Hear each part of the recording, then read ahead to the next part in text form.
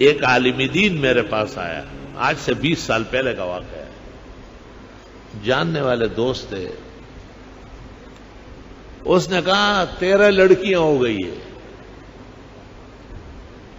اور گھر جو ہے نا بلاؤں سے بھرا ہوا ہے. ایک اور بلا گئی انہیں ڈکش. میں نے کہا حدیث میں ہے جس کے گھر بچی پیدا ہوتی ہے پیغمبر کہتے میں ان کے ہاں مہمان ہوتا ہوں. تو آپ کے گھر 13 دفعہ پیغمبر مہمان ہوئے تو آپ خفا ہے.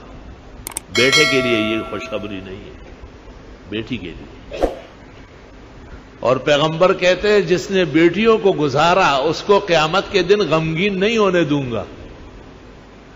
اور ایک حدیث میں آپ نے کہا میں تب جنت جاؤں گا کہ بیٹیوں کے باپ کو ساتھ کر لوں. میں نے 10-12 حدیثیں سنائی، خود بھی محدث تھا، استاد العلماء تھا، ہم سے بہت پہلے اور بہترین پڑھا ہوا تھا، لیکن غمگین تھا، پریشان تھا، بیٹھا ہوا ہزار و قطار رو رہا تھا. میں نے خاطر تواضع کی اور تب کی دی. میں نے کہا تکڑا ہو جاؤ، ہمت نہ ہارو، بیٹوں کا نمبر ہے. اس نے کہا نہیں بابا بس. میں نے کہا مان لو، منہ سے جو بھی بول نکلا، جس نے تولا پورا تول نکلا. ہمت نہیں آ، ڈٹ کے اپنی ڈیوٹی بجاؤ. وہ ایک پیر نے کسی مرید کو تعویذ دی نا، مرید بڑا خوش اس نے کہا بات سنو، صرف تعویذ سے کام نہیں ہوا، تسی بھی ہلا جلا کر. تو میں نے کہا رات کا کھانا کم کھاؤ اور کم مقدار میں گوشت استعمال کرو اور چیزیں کم کر لو، دودھ اور شہد اور انڈے کا استعمال کر لو. علماء کہتے ہیں 3 چیزیں جنت کی دنیا میں ظاہر ہوئی، اول دودھ، دوسری شہد، تیسرا انڈا.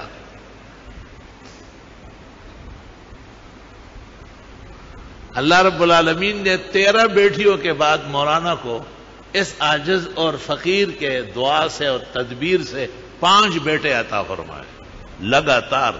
میزانٹنگ کا ہر بیٹے پر یہاں آتا تھا غریب اپنے حساب سے، کجورے، کجیاں، وہاں کا اچار، یہ وہ، اور سندھی اجرک، سب چیزیں لاتا تھا.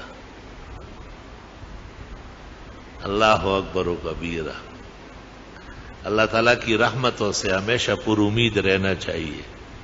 اور حدیث شریف میں ہے خدا تعالیٰ سے سب باتیں کیا کرو، ان سے کیوں شرماتے ہو؟